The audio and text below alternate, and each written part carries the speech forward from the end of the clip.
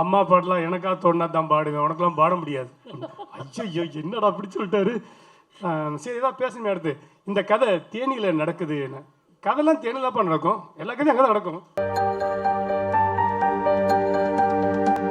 Okay, so இப்போ வரப்போறவர் இந்த மொத்த நிகழ்வுக்கும் இந்த கொண்டாட்டத்திற்கும் காரணமான ஒருத்தர். ஏன்னா அவர்கிட்ட இருந்து தானே எல்லாமே ஆரம்பிக்குது. ஒரு ப்ராஜெக்டினுடைய ஸ்டார்ட்டாக அந்த ஸ்பார்க்காக இருக்கக்கூடிய அவர்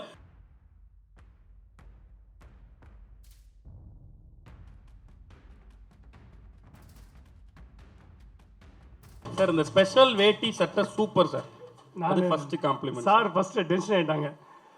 இந்த ட்ரெஸ் நான் போட்டுட்டு வரணும், நீங்க போட்டு வரீங்களா அவனு. நானும் இது எதிர்பார்க்கல. இப்படி நான் நினைச்சது கோமலியா இருக்குமோ நினைச்சேன். சூப்பராக இருக்கு. சூப்பராக இருக்கா? நன்றி. ஃபர்ஸ்ட் வந்து நான் எல்லாருக்கும் நன்றி சொல்லலான்னு ஆரம்பித்தேன். ஆர்ட் ஆர்டர் ஆரம்பித்து லிஸ்ட்டே சொல்லிட்டாப்புல. ஏன் சார்பாக அந்த நன்றி நிறைய பேர் சொல்லிட்டாரு. நம்ம நேரத்தை எடுத்துக்க முடியாது. இருந்தாலும் ஃபஸ்ட்டு பிடிச்சிருக்கு நன்றி சொல்லணும். ஏன்னா ஒரு 3 இயர்ஸ்க்கு முன்னாடி தான் வந்து என்கிட்ட பேசினார் முகேஷ் செல்லையா. அவர் நானும் ஒரு 3 இயர்ஸும் நாங்கள் டிஸ்கஸ் பண்ணிகிட்டே இருந்தோம்.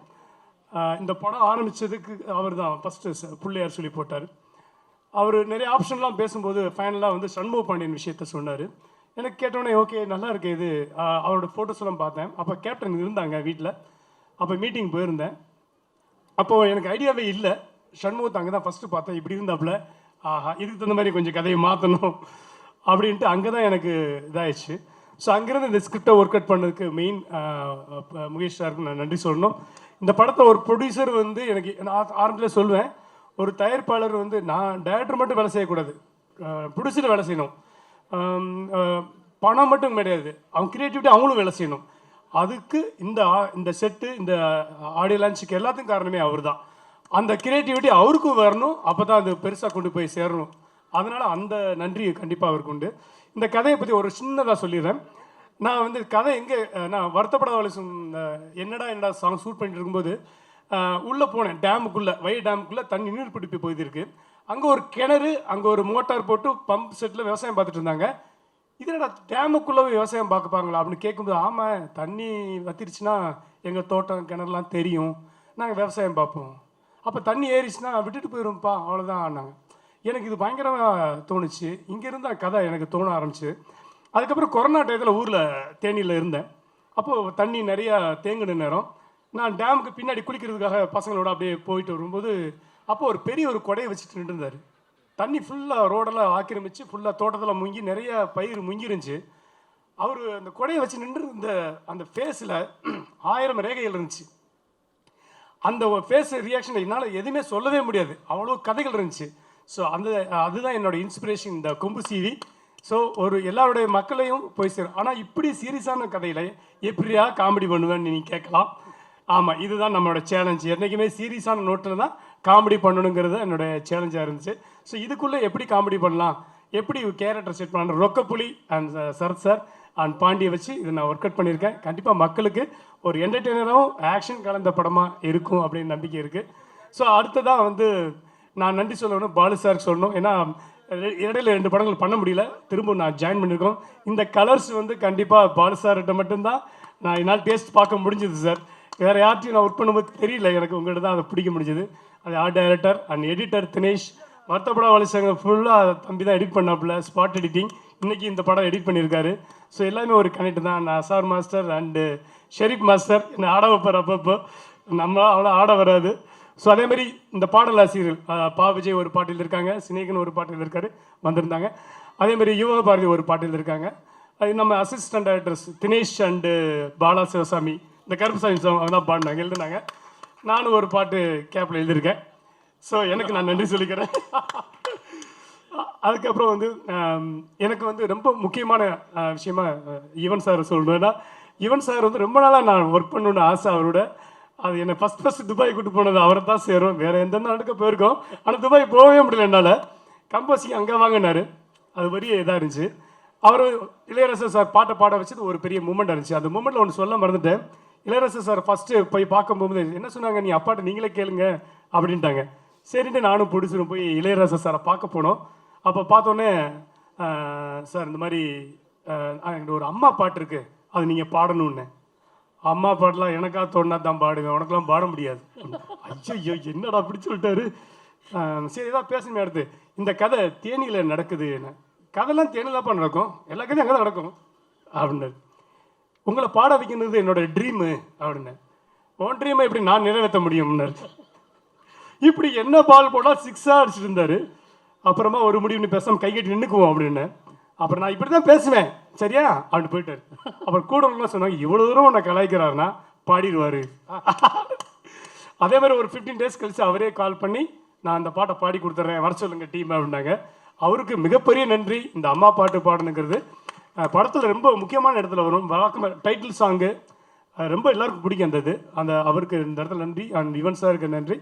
அண்ட் சார் இன்றும் இளமையானவர். இவர் காசு சொல்ல போகும்போது எனக்கு ரொம்ப பயம். ஏன்னா நாட்டாமல் இதெல்லாம் படம் பார்த்தோன்னே என்ன அடிச்சு கிடிச்சு போடுவார் அப்படின்னு தான் பயந்து பேசி கதை சொன்னேன். ஆனால் உண்மையிலே அவர் குழந்தை தான். எப்போயாவது வரும்போது தான் பெரிய மனுஷன் நடந்துக்குவார். மேக்ஸிமம் குழந்தை தான் அவர். ரொம்ப ஜாலியான டைப்பு. ரொம்ப ஈஸி அவர்கிட்ட ஒர்க் வேலை வாங்குறது. ரொம்ப ஜாலியாக இருப்பார். எந்த சொன்னாலும் எந்த சீனும் அவர் நிறைய கரெக்ஷன் சொல்லுவார். சின்ன சின்ன ஐட்டங்களாக சொல்லுவார். நல்லா இருக்கும்.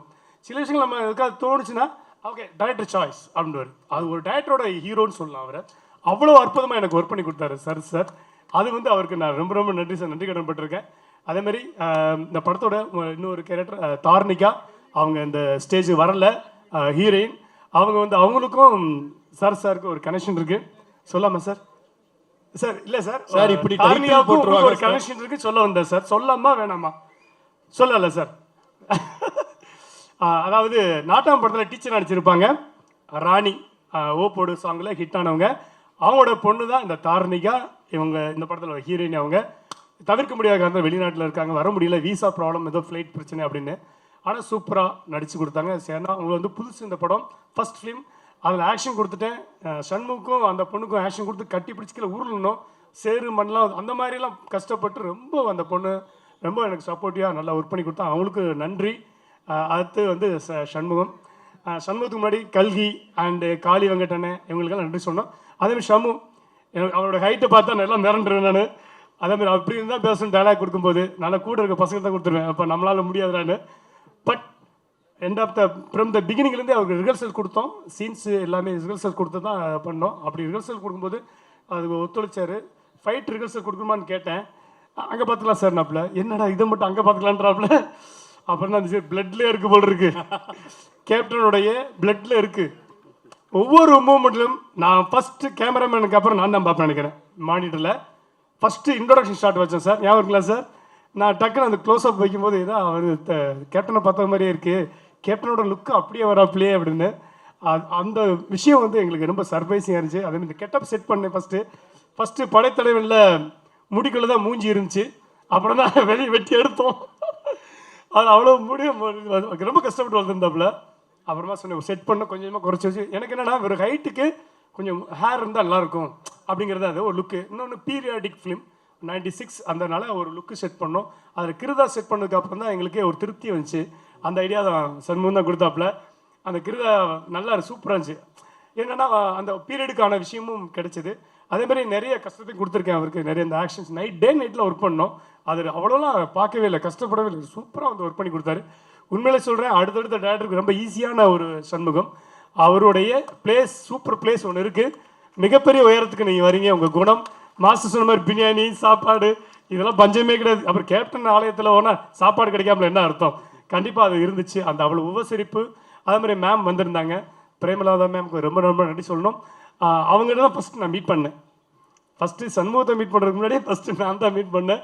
அவங்க ஃபஸ்ட்டு சொன்னாங்க ஒரு ஸ்கிரிப்ட் பண்ணுங்க. நான் எந்த ஐடியா இல்லாமல் தான் போனேன், மரியாதையாக போனேன். என்னை கூப்பிட்டுருக்காங்க, நம்ம அந்த மரியாதை நிமித்தமாக நம்ம போகணுக்கா போனேன். ஐடியா எனக்கு இல்லை. அவங்கள பார்த்ததுக்கப்புறம் எனக்கு ஐடியா தோணுச்சு. ஸோ அது ஃபைனலாக இன்றைக்கி வந்து நிற்கிறாங்கன்னா அதுக்கு மெயின் பில்லர் வந்து மேம் தான். அவங்களுக்கு ரொம்ப ரொம்ப நன்றி மேம்.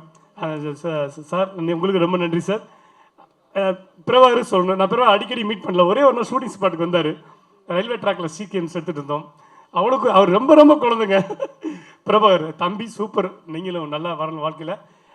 இந்த படத்தில் வந்து ஒர்க் பண்ண மற்ற என்னோட ஏடி மெயினாக செல்வராஜ் அண்ட் அவங்களும் ரொம்ப நன்றி சொல்லணும். செல்வராஜ், தினேஷ் அண்ட் பாலா அவங்களுக்கு ரொம்ப ரொம்ப நன்றி. And Nanda night and day work பண்ணுறாங்க. கிட்டத்தட்ட 10 days ஒர்க் பண்ணிட்டாங்க.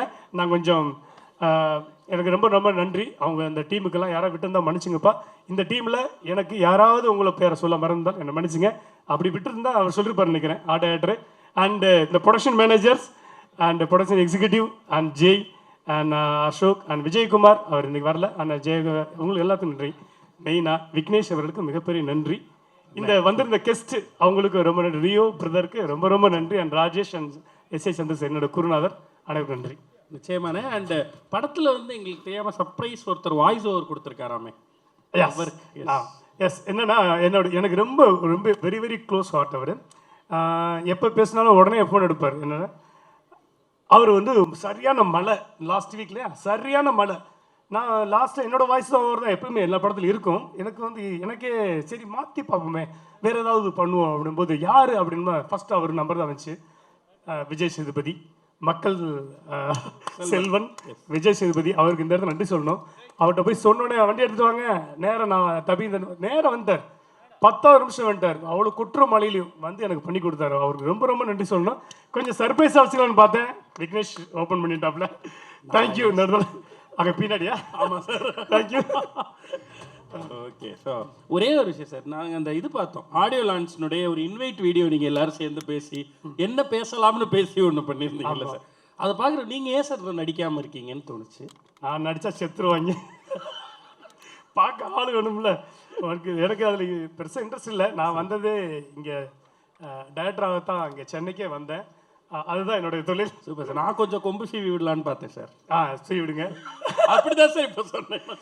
புரிஞ்சுது. உங்கள் லைஃப்பில் அப்படி ஏதாவது நடந்து? நல்ல கேள்வி கேட்டீங்க. லைஃப்பில் வந்து இது கொம்பு சீவியை 2 விதமாக பார்க்கலாம். ஒன்று பாசிட்டிவாகவும் பார்க்கலாம், நெகட்டிவாகவும் பார்க்கலாம். நான் பாசிட்டிவாக எடுத்துக்கிற ஒர்க் அதான் வச்சுருந்தேன். வந்தவங்களும் நெகட்டிவாக சொல்லிட்டாங்க. இது பாசிட்டிவான கொம்பு சீவல். எனக்கு அப்படி சீவி விட்டவங்க, நீ சினிமாவுக்கு போ, நீ டைரக்டர் ஆகு, நீ பெரிய ஆளாக சொல்லி என்னை வந்து உசுப்பேத்தன என்னோட நண்பன் ஊரில் இருக்கா பாஸ்கர், அவருக்கு நன்றி சொல்லணும். அதுக்கு அடுத்து ராஜேஷ். நான் சீரியஸான கதை தான் யோசிப்பேன், ராஜேஷ் கூட இருப்பார். பொன்றாம் உங்களுக்கு காமெடி தான் வருது, நீ காமெடி படம் பண்ணாமல் ஏன் சீரியஸாக யோசிக்கிறீங்க, என்னை கொம்பு சீவி விட்டது ராஜேஷ். எனக்கு நன்றி. என்னோட குருநாதர் ராஜேஷ் டைரக்டர் ஆகிட்டா, நீ டைரக்டர் இல்லைன்னு திட்டுவார் அடிக்கடி, அவருக்கு என்னோட நன்றி. அப்புறம் இது மாதிரி நிறைய சொல்லிட்டே போனால் நான் பாசிட்டிவாக அதை பார்க்குறேன். Super super sir. ஸோ அதே மாதிரி பாசிட்டிவாக நாங்கள் எல்லாரும் டிசம்பர் 19 இதை பார்க்குறதுக்காக காத்துட்டு இருக்கோம்.